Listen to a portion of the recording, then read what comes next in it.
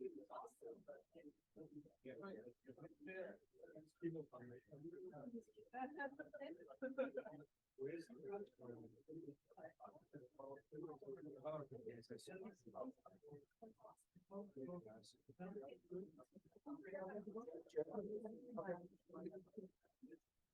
know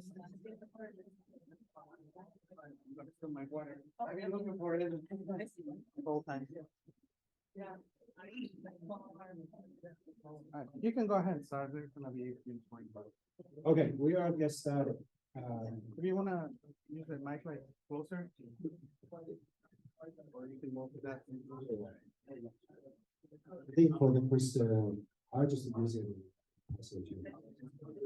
Hello, everyone. We'll get started. Here, my co-speaker, Dianhuan, and myself. So I run the machine learning team at Zscaler, and then Dianhuan is the brain for our team. So I'll just spend just a few seconds to discuss what Zscaler is, just in case. Zscaler is literally the world's largest enterprise zero trust cloud. When you think about the enterprise users, Fortune 500, 40% of the Fortune 500 users, they are traffic through Zscaler cloud. Every day, 250 billion transactions going through Zscaler cloud. If you think about it, what does that mean, right? How many Google searches a day?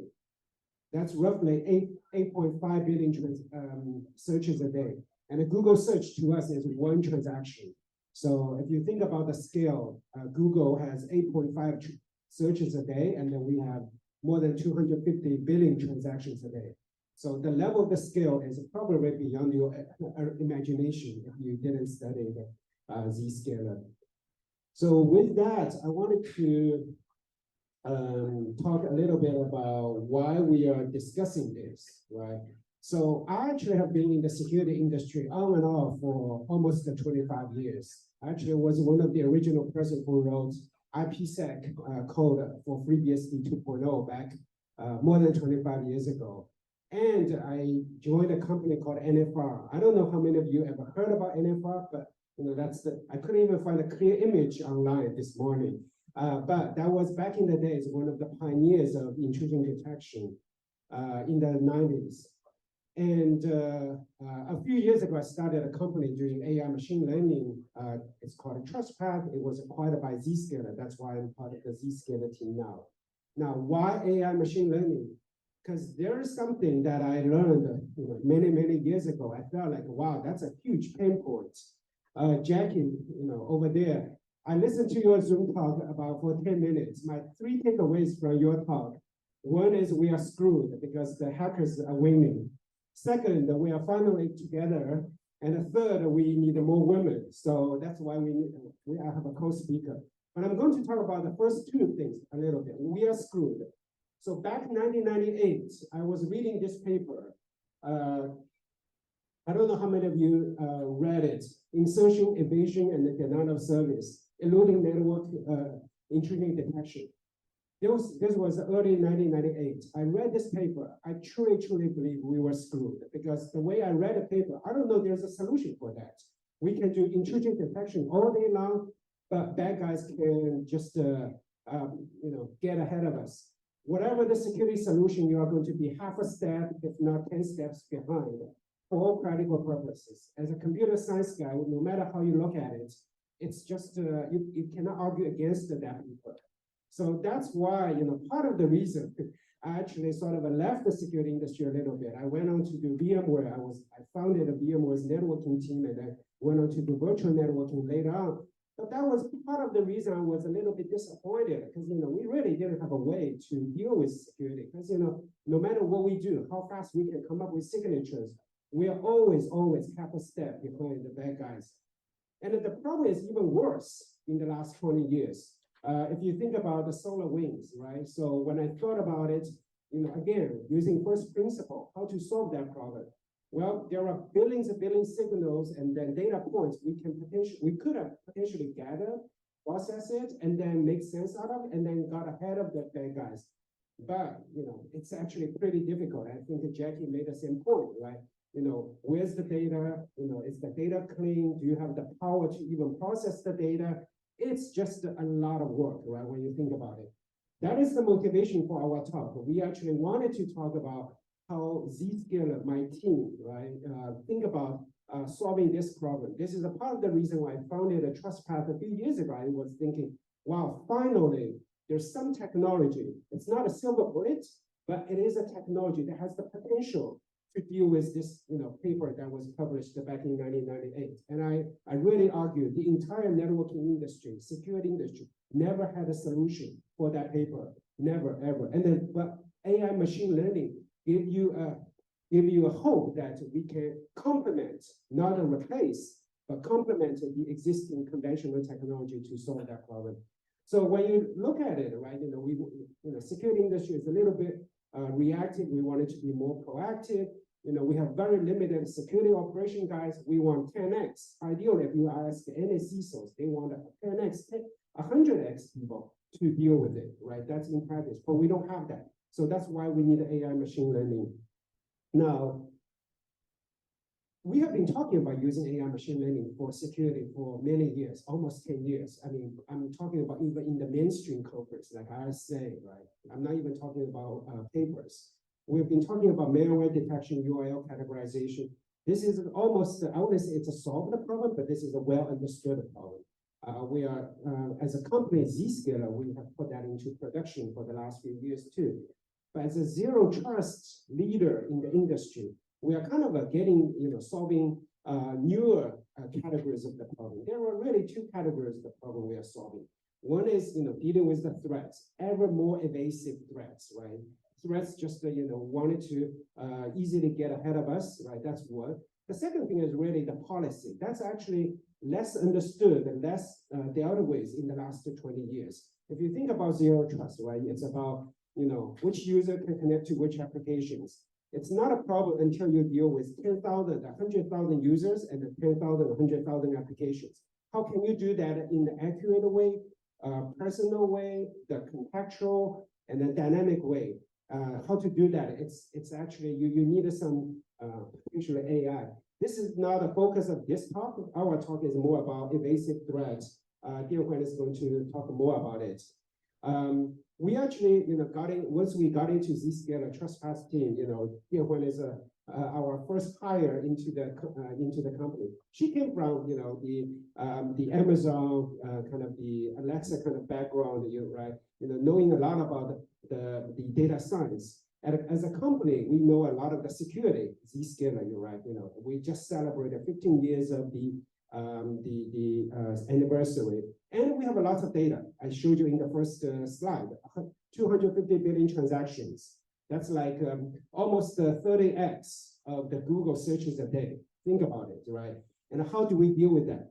But one thing I want to say is, in order to deal with that, it's not just knowing AI machine learning model. Dianhuan actually went a very long way in the last almost 4 years, 3.5 years, to actually came closer to the security, merging, right, the two disciplines, AI and machine learning and the data science.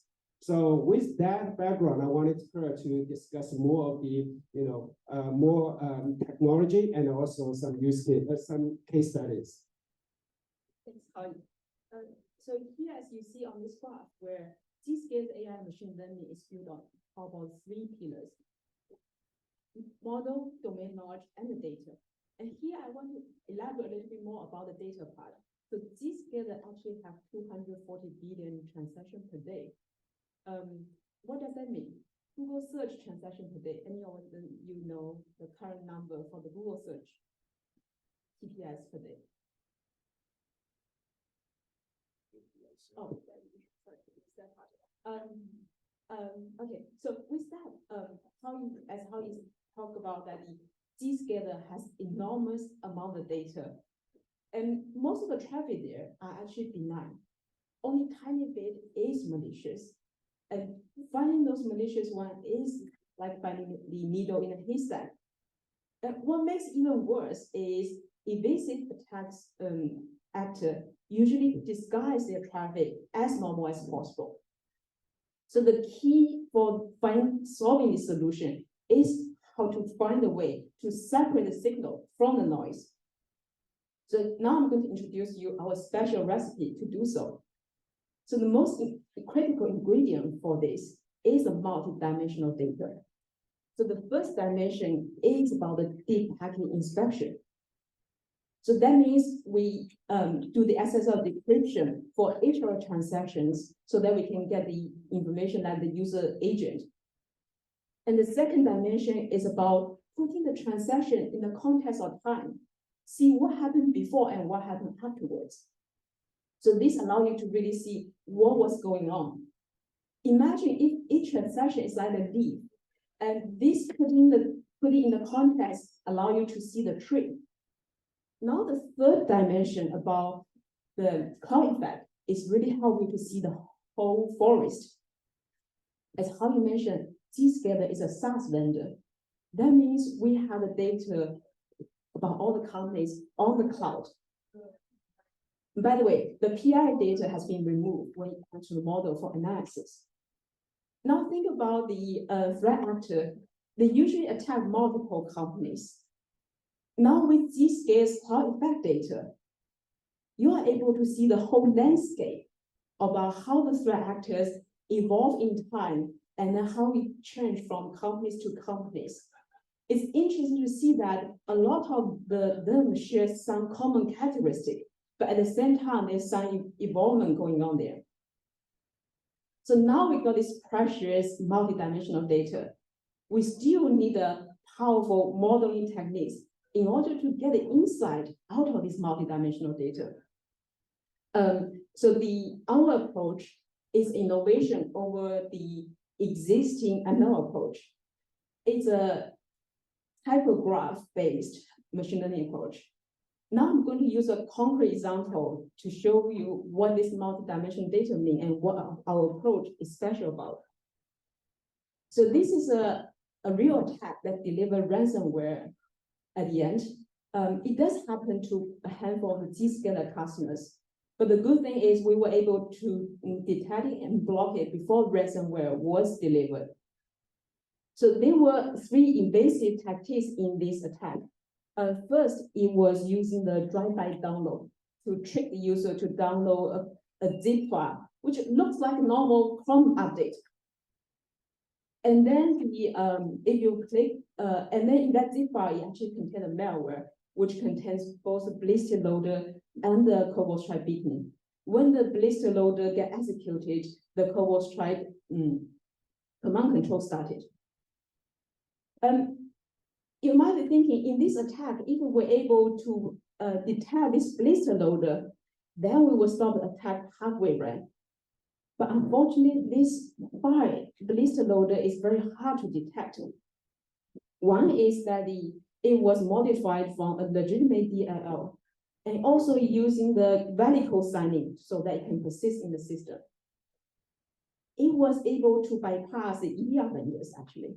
So this is from the actual log where for the customer being impacted, the one highlight in red was this particular malware when it arrived in the endpoint.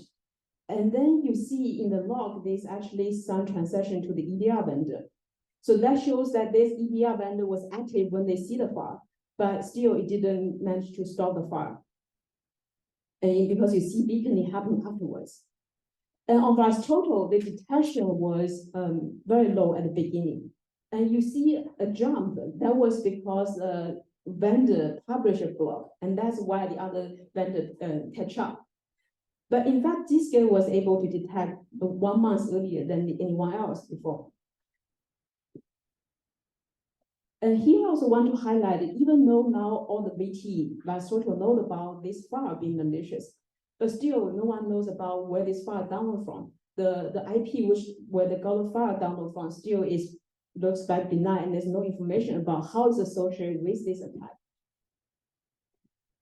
Okay, now this is the exciting part, how we detect it. As I mentioned earlier, we are able to put the transaction in a context. So when you look this transaction alone is hard. At the most, you see the user agent is normal, and there's a DLL file. But when you look what happened afterwards, 10 minutes afterwards, you see there's a beaconing to a particular domain. now the model has a hypothesis, putting connections between these two domains. You might notice we put a dashed line instead of solid line. It's because it could be still coincident at this point. Just like I go to yahoo.com and then I go to CNN.com, doesn't mean that they are definitely correlated, although they might be a transfer connection. And that's where you might remember the third dimension about the cloud effect data. When you see that this is happening across two different companies from two different sectors, then the chance of being coincidence is lower, and then it's more likely to be correlation. So now the model have higher confidence. There's a correlation between these two domains. And what we see was just one of the many connections we are building by the model. And then you see in this graph, some of them was forming the clusters there. And we zoom into one of the clusters, is one of which we were looking at earlier.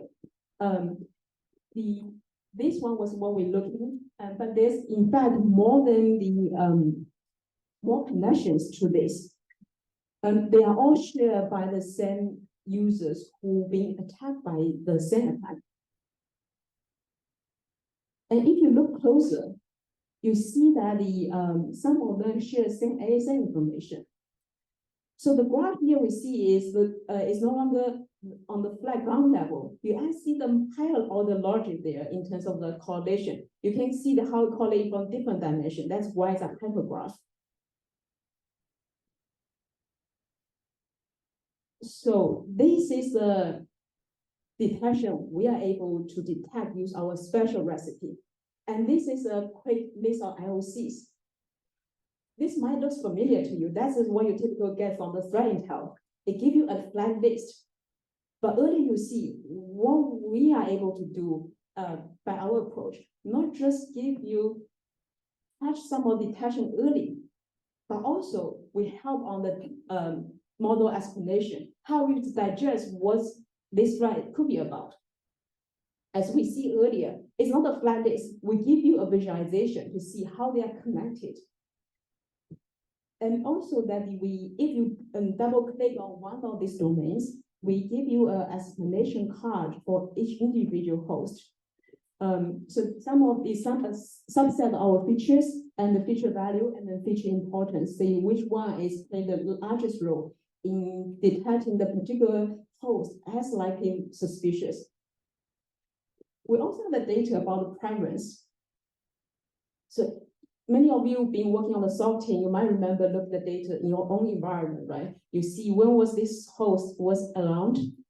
But now with the Zscaler's cloud effect data, you actually see it across the multiple companies, see what earliest point it actually arrived, and then how it was evolving. So you get a better picture about whether it's likely to be something new or old, not just from your own environment, but across a different environment. Someone might thinking this graph looks familiar. VirusTotal does give us some relational graph, right? True, VirusTotal is very helpful. But this particular case, this particular file, VirusTotal tells us is correlated to two domains. And one of the domain is this MSN.com. Still looks like benign. The other one is Akamai's.net. Again, benign one. So meaning that at this point, again, VirusTotal know about this file being malicious. It doesn't know how it's related to other C2 domains or where it downloaded from. VirusTotal is very useful, but as you can see in this particular case, it was not comprehensive enough for some of the invasive attack. And what we're doing here is able to complement VirusTotal and give you more early detection and more importantly, the insight into what's really happening.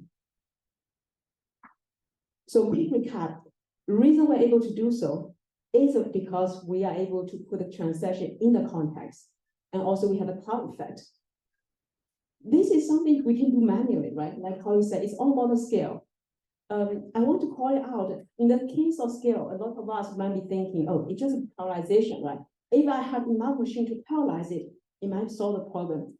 I want to call it out the challenge there is more than that. Because think about this. So each transaction going through Zscaler's process, right? Decide whether it's malicious or not.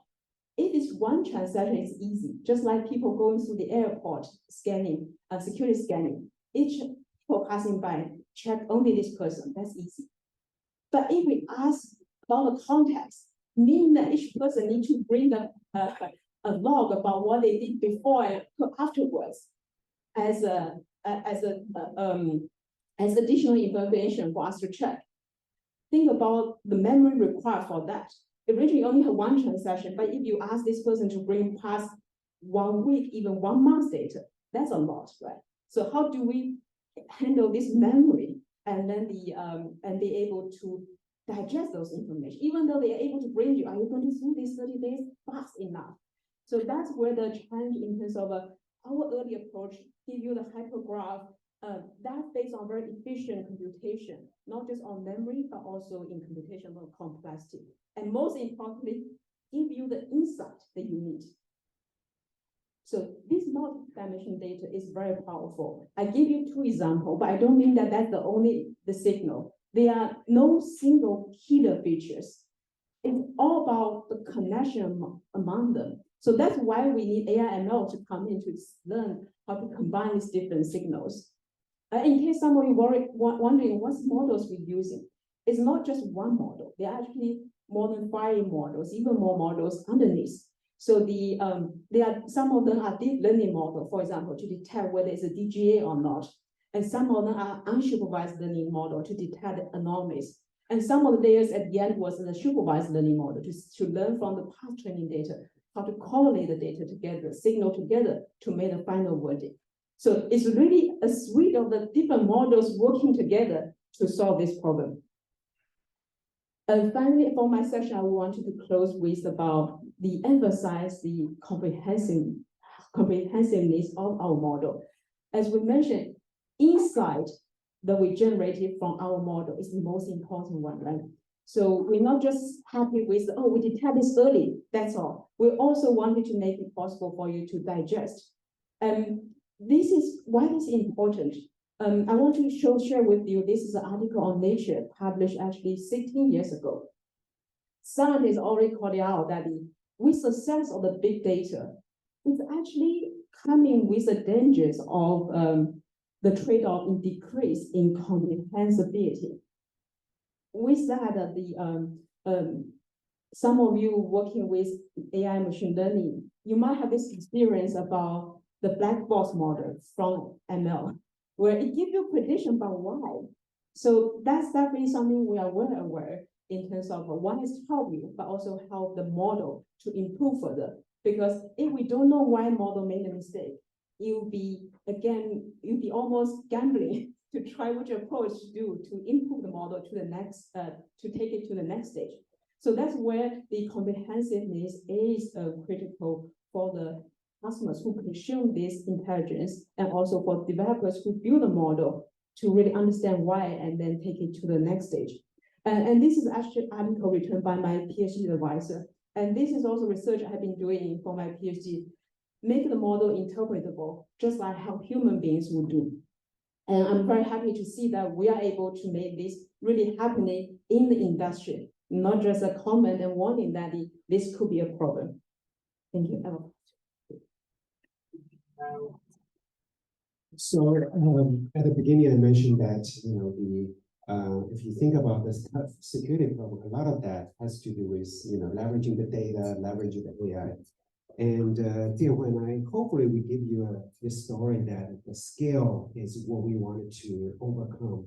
I remember when I came to Zscaler after the acquisition, our human resource head came to me and I said, "Hey, Howie, can you actually explain to me why we need AI and machine learning? Because we have been doing security for the last 10 plus years." And it took me a long time to even figure out how to explain to someone who didn't know the technology.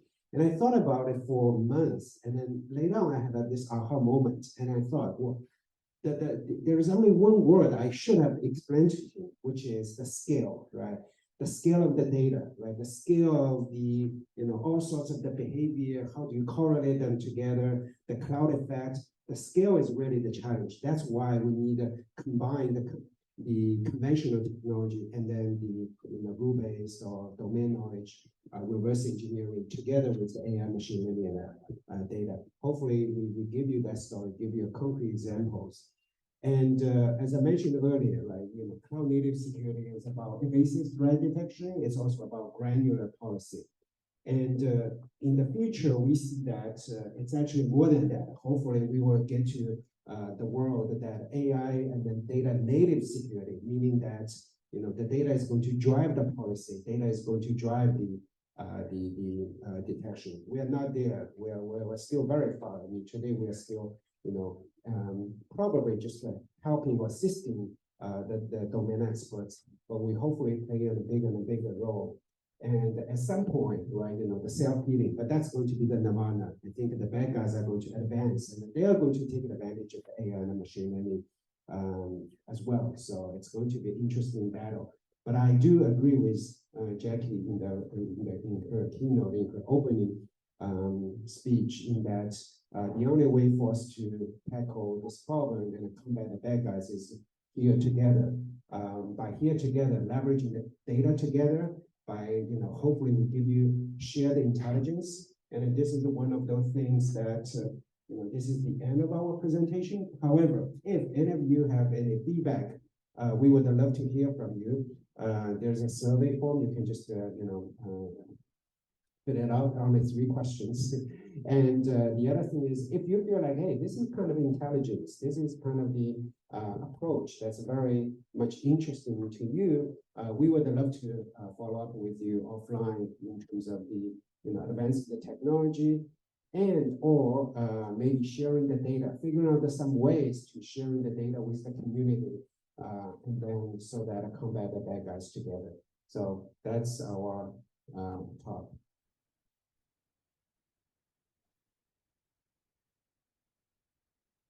Do you have any quick questions?